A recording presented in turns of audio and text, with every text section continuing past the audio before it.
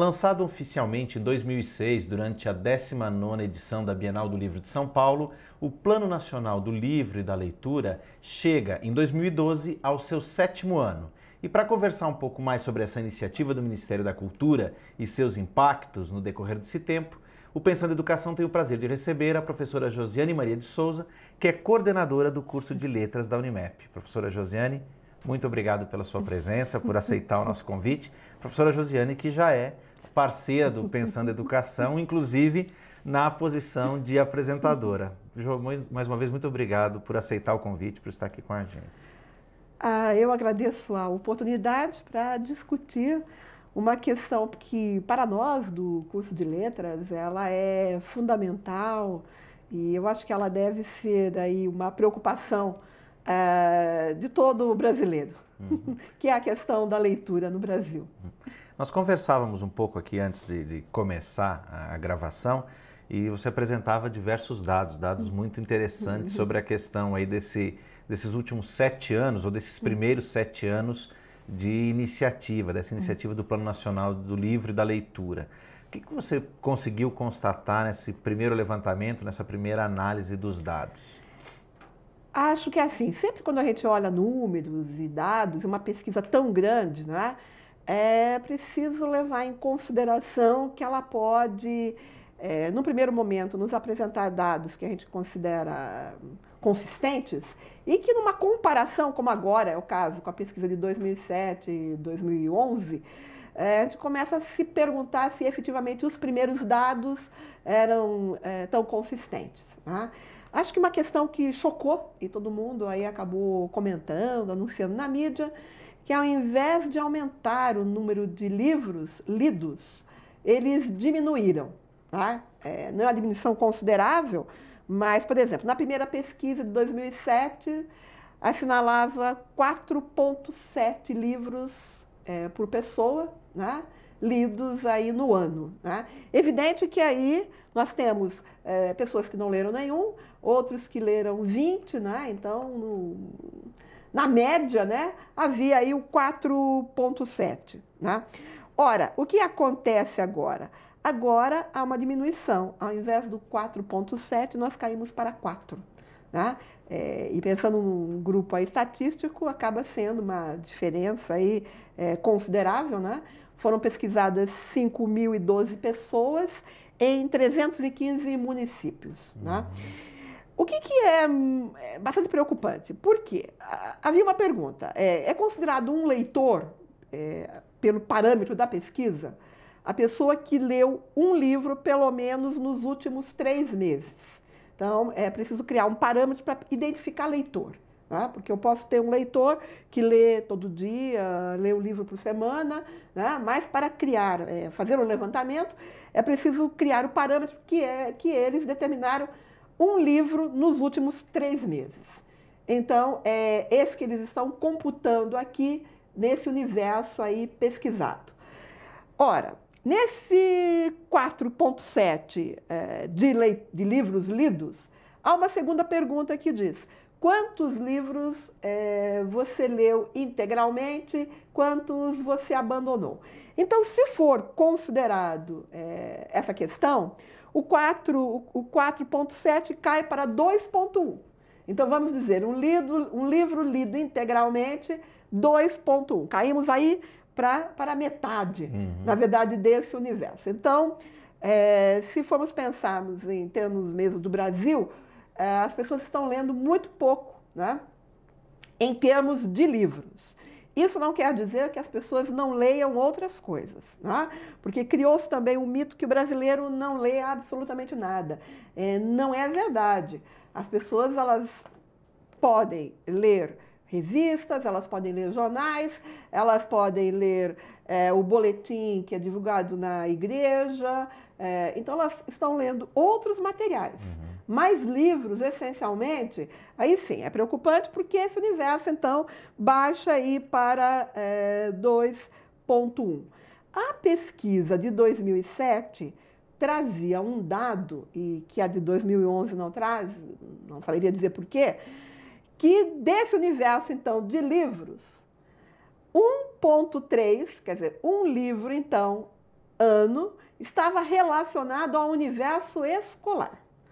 Então, vamos dizer, de livre e espontânea vontade, as pessoas estão lendo muito pouco mesmo. Elas leem mediante a pressão da escola, dentro, então, desse universo escolar. Ora, quando a gente olha o todo da pesquisa, isso reflete quando se pede para que se nomeie espontaneamente autores da literatura brasileira.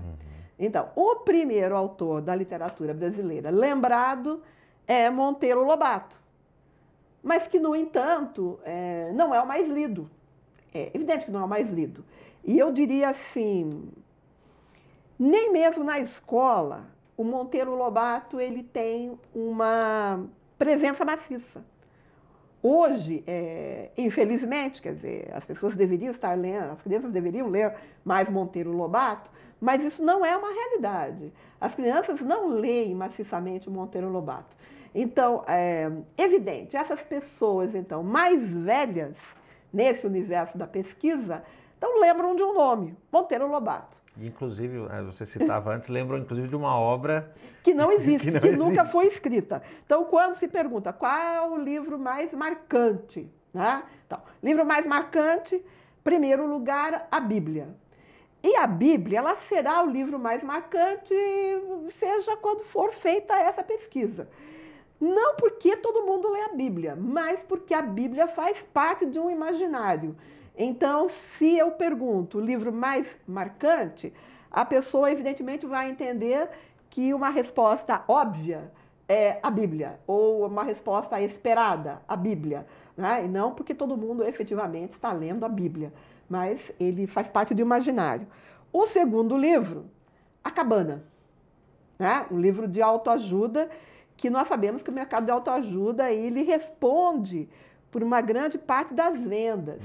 Embora, não dentro da pesquisa do Retrato da Leitura no Brasil, mas uma pesquisa feita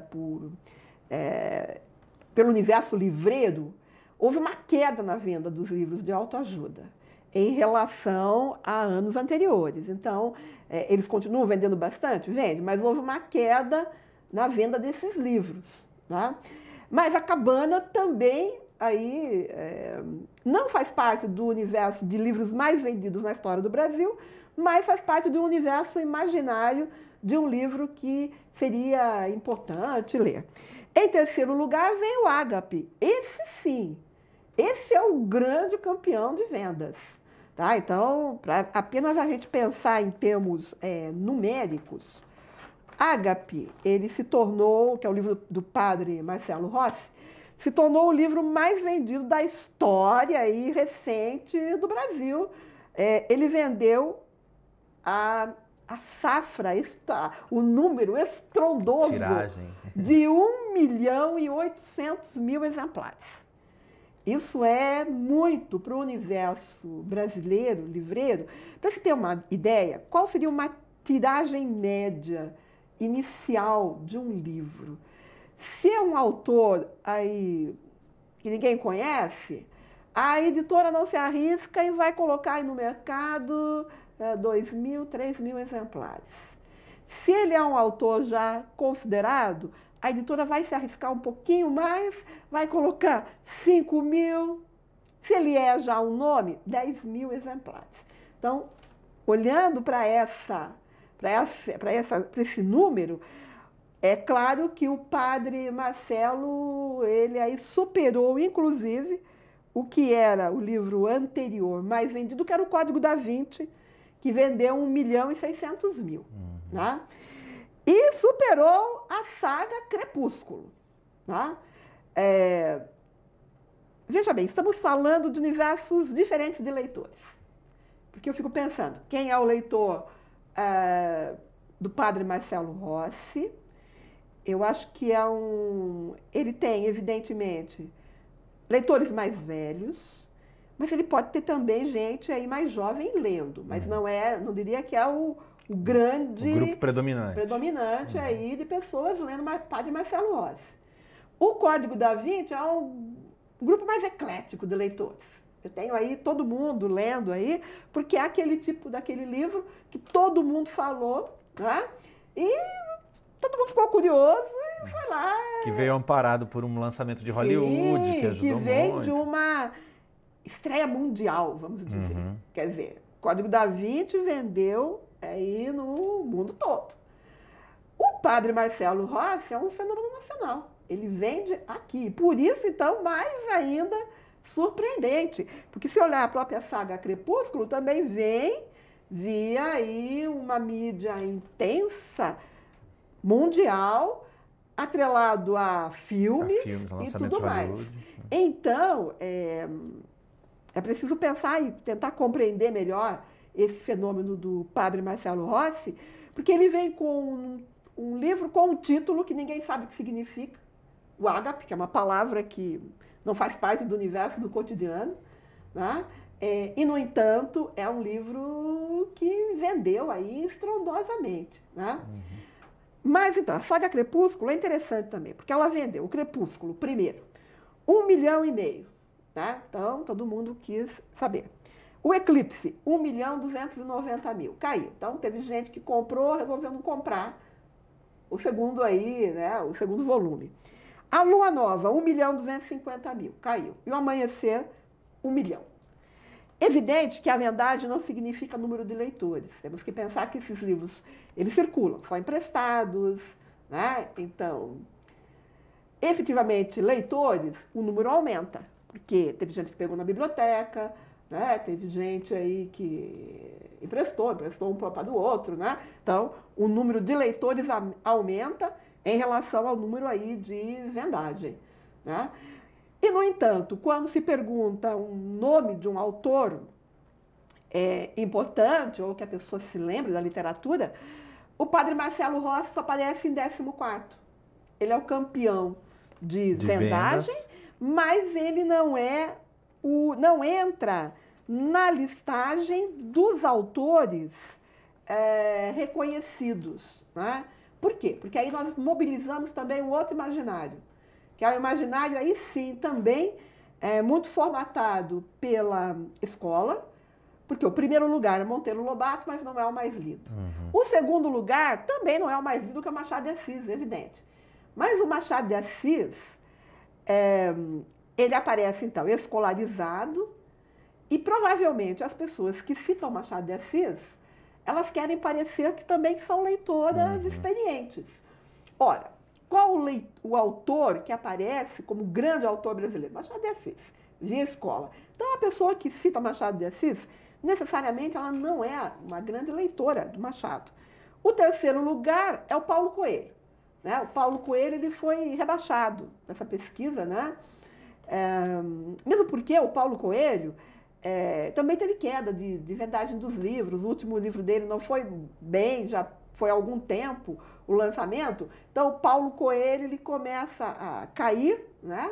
E não aparece. E o quarto lugar é o Jorge Amado, né? Que também é escolarizado e muito citado. Vamos lembrar que estamos aí no centenário de Jorge Amado e ele começa a aparecer também o nome na mídia e os livros são relançados, mas isso não quer dizer que é o quarto mais lido efetivamente. E aí, muito interessante, porque em 18º lugar, e a pergunta era, autor brasileiro, aparece Fernando Pessoa, como se fosse brasileiro. Né? Que eu diria assim, é também um autor aí muito popular, pelo menos enquanto nome. Não estou dizendo que as pessoas todas estão lendo Pessoa, mas pelo menos alguma citação, citação às vezes que nem é dele mesmo, inventado na internet, né? E que aparece então aí em 18º. Os portugueses não podem saber que os brasileiros estão... Nacionalizamos Fernando Pessoa. Nós vamos para um rápido intervalo e já voltamos. Não saia daí.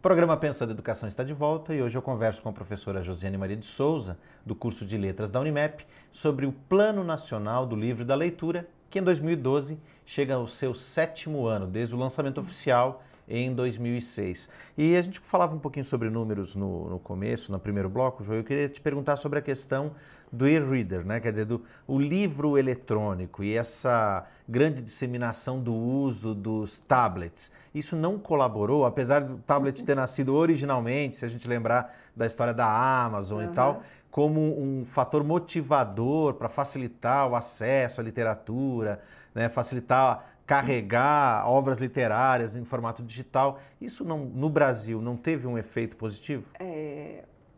Não está tendo muito efeito, não, ou quase nulo. Né? Eu acho que a grande preocupação, o livro vai acabar, e às vezes tem gente que está anunciando até a data da morte do livro. Né, impresso. Não é a realidade para o Brasil, e quando a gente vê também para a Europa, não é a realidade. No Brasil, apenas 17% desse universo diz que já leu livro digital, né? E a grande maioria diz que leu no computador, né? 1% no celular, 82% nunca leu e 70% nunca nem ouviu falar em livro digital. Então, se a gente for pensar nesse universo aí de pessoas, é muito pouca contribuição. E daí a gente vê algumas políticas equivocadas, inclusive Ministério da Educação querendo disponibilizar um tablet para cada aluno. Isto não vai melhorar a leitura de forma nenhuma, não, isso já se revelou. Porque se ele não é um leitor do impresso,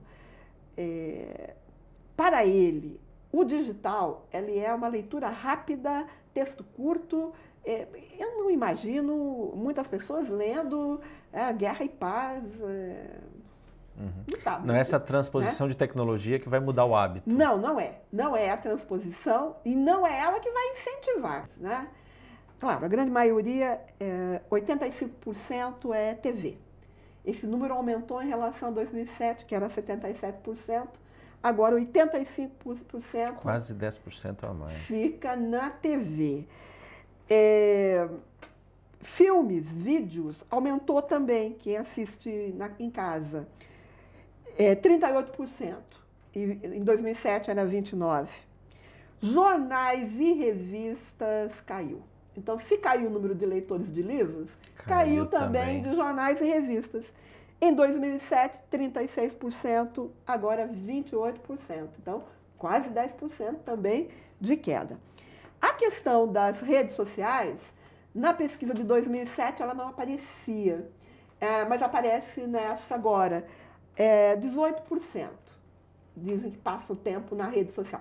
Então, a rede social não é a que está tirando as pessoas da leitura. Porque normalmente as pessoas sempre têm esse imaginário, a TV é que tirou da leitura. Não, não tirou porque a pessoa nunca leu. Então a gente tira se a gente tivesse um leitor que deixou de ler para ir ver a TV. Ela não está tirando. Na verdade, o leitor não está formado. Acho que a grande preocupação é essa. O leitor no Brasil, ele não está formado. Então esse universo de leitores é muito pouco. E leitores efetivos que constantemente procuram os livros, ele não está formado. É formado num pequeno grupo, né, que vai fazer a leitura constante. Vamos voltar um pouco à questão do padre Marcelo Rossi. Esses 1.800.000, né, que compraram o livro dele, não significa que comprarão outros livros. Tá? Eles compram, são leitores, vamos dizer, bissextos. Né? Ele tem o escritor bissexto, tem o leitor bissexto. É aquele que eventualmente lê um livro que todo mundo está falando, mas ele não volta necessariamente a comprar. Então, nesse caso, não estamos lidando com a formação efetiva de um universo de leitores. Porque a formação, então, ela é mais complexa. Ela envolve desde lá a família, a escola, né? Ela envolve, então, um ambiente em que o livro seja ressignificado. Por isso que não adianta... Evidente que é bom quando o governo vai e compra muitos livros e envia para a escola, mas a ponta de lá não está fazendo o trabalho, que é significar o livro. Então não adianta encher as escolas com os livros se a escola não toma para si a tarefa de significar o objeto. Então o que é que acontece? Os livros ficam nas prateleiras, ou às vezes nem nas prateleiras, porque as escolas não têm as prateleiras, ficam no chão, né? Ficam lá, fechados nas caixas, e ninguém utiliza esse material que está ali disponível para significar o objeto e fazer com que aquele universo de crianças tornem-se leitores e, consequentemente, levem esses livros para casa, fazendo também com que os pais se tornem leitores. A corrente aí não foi formada ainda. Então, enquanto isso não se realizar, os números vão ser muito tristes para a gente aí em relação aos dados de leitores. Agora, tem um dado também que nós comentávamos antes, Jo, sobre a questão da predominância das mulheres nesse grupo. Fala um pouquinho disso. É um dado interessante, porque aqui eles observam, dos 5 aos 17 anos, os homens leem mais que as mulheres. Depois dessa, ou seja, é o período escolar. Então, o homem lê imposto pela escola. Na faixa depois dos 40 em diante, as mulheres leem mais. Então, a mulher está lendo mais livros. Por quê? Porque a mulher, ela é esse público leitor do universo do romance, por exemplo, e mesmo do livro de autoajuda, né? Então, a mulher, ela acaba se tornando uma leitora, vamos dizer, pós-escola, com mais intensidade do que os homens. Quero aproveitar, então, e agradecer mais uma vez a professora Josiane Maria de Souza, do curso de Letras da Unimep. Obrigado, Jo, por aceitar o nosso convite e por essa aula em cima desses dados da pesquisa 2011 do Plano Nacional do Livro da Leitura. Só espero que os ouvintes e os telespectadores aí se animem e se tornem leitores. E incentivem os filhos também, né? E os netos e assim por diante. Nós agradecemos também a você que participa conosco, que prestigia o Pensando Educação. Essa que é uma iniciativa do Grupo de Trabalho em Educação da UCIP Pira 21.